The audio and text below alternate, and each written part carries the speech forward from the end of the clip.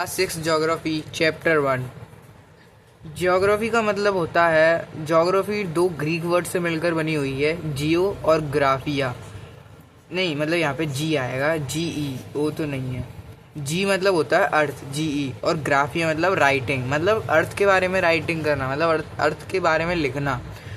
Geology मतलब होता है स्टडी ऑफ द अर्थ, जो अर्थ के बारे में स्टडी करना। जियोमेट्री होता है branch of mathematics that deal with measurement. एक मैथमेटिक्स की ब्रांच होती है जो मेजरमेंट से डील करती है। जैसे ज्योमेट्री में जब क्या आ जाता है, सरफेस एरिया वगैरह आ जाता है, वॉल्यूम आ जाता है, और पेरीमीटर वगैरह ये सब आ जाता है, तो उस सब का मेजरमेंट करते हैं।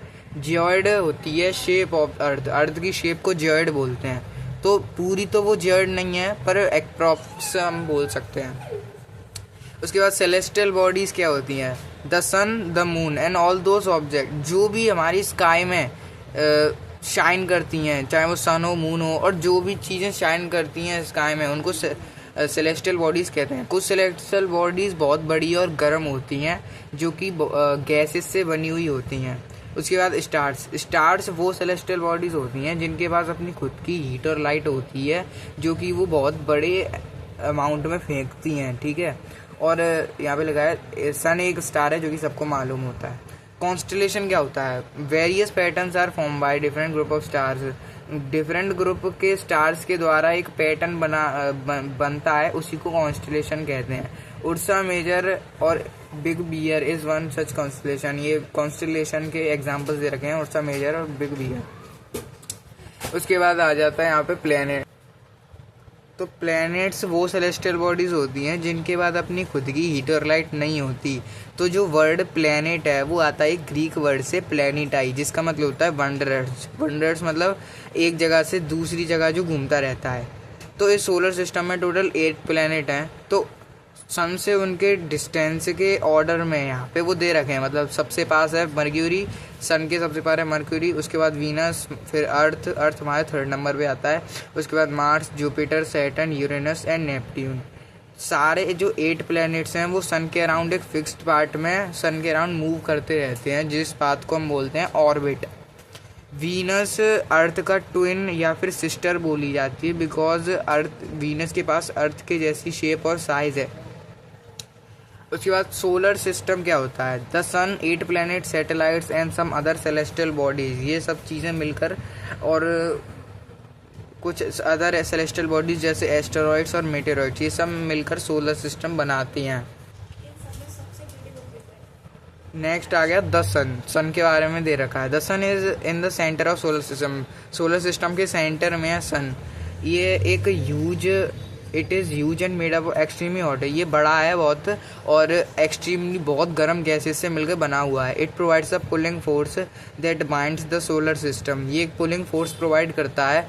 पुलिंग मतलब जो खींचता है अपनी तरफ, जो कि सोलर सिस्टम को बाइंड करके रखता है, वरना सारे जो प्लैनेट हैं वो इधर उधर चले जाएंगे। लेकिन सन जो है वो एक पुलिंग फोर्स देता है, जिसकी वजह से जो प्लैनेट्स हैं वो अपने पाथ में ही रहते हैं। The sun is the ultimate source of, जो सन है वो एक ultimate source of heat and light है पूरे सोलर सिस्टम के लिए।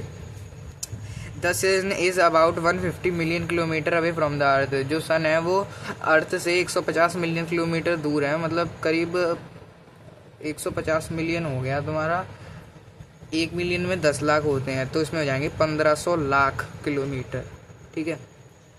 उसके बाद यहाँ पे दे रखा है द अर्थ। अर्थ के बारे में दे रखा है, the earth is the 3rd nearest planet to the earth.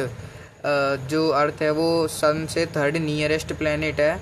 In size it is the 5th largest planet. Size में वो 5th लार्जेस्ट प्लैनेट है। It is slightly flattened at the poles. जो अर्थ है ना वो पूरी गोल नहीं है, वो पोल्स पे से थोड़ी फ्लैटेंड है, थोड़ी चपटी है, ठीक है। The earth shape is describe as geo. जो अर्थ की शेप है वो जियोइड से डिस्क्राइब की गई है। Conditions are favourable to support life. Conditions are favourable to support life are probably found only earth. जो कंडीशंस हैं जो कि लाइफ को सपोर्ट कर सकती हैं वो सिर्फ अर्थ पे ही हैं, प्रोबेबली मतलब कंफर्म नहीं है, पर शायद अर्थ पे ही हैं ये जो कंडीशंस जो लाइफ को सपोर्ट कर सकती हैं। उसके बाद आ जाता है अर्थ सरफेस। जो अर्थ सरफेस है वो 2/3 मतलब अगर हम अर्थ के 3 हिस्से करें तो इनमें से 2 हिस्से तो पानी से ही भरे हुए हैं, इसलिए अर्थ को ब्लू प्लैनेट बोला जाता है।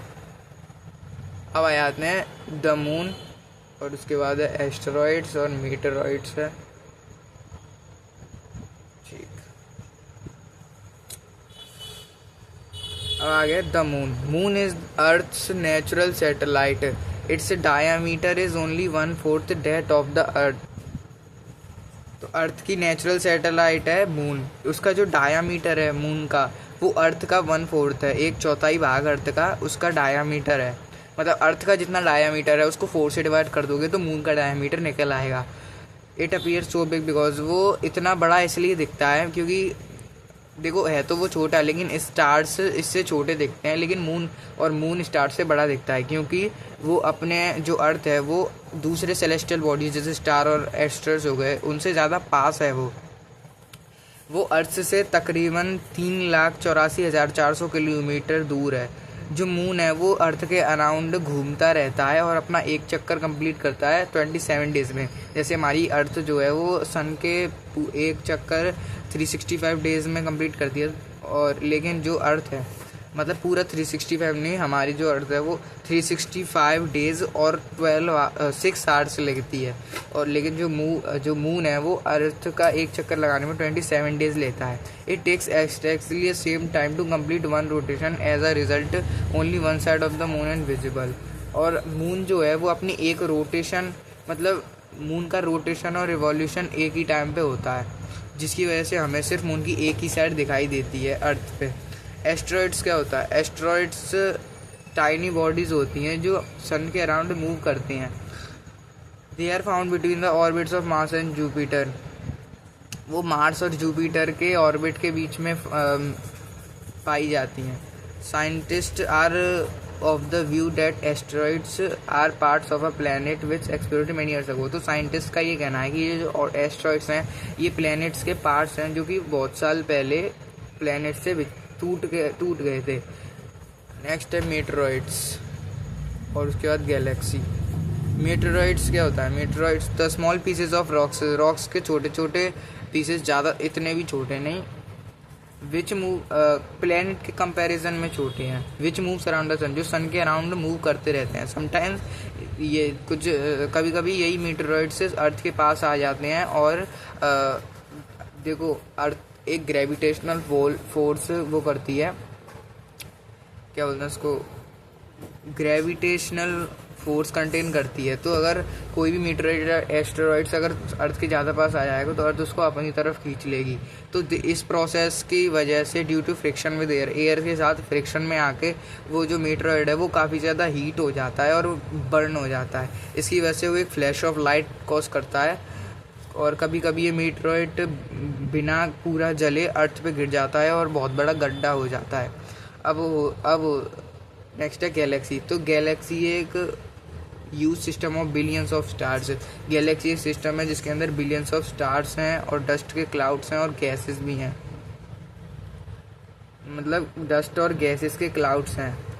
तो ऐसी बहुत सारी गैलेक्सी मिलकर एक यूनिवर्स बनाती हैं। तो चैप्टर इज एंडेड।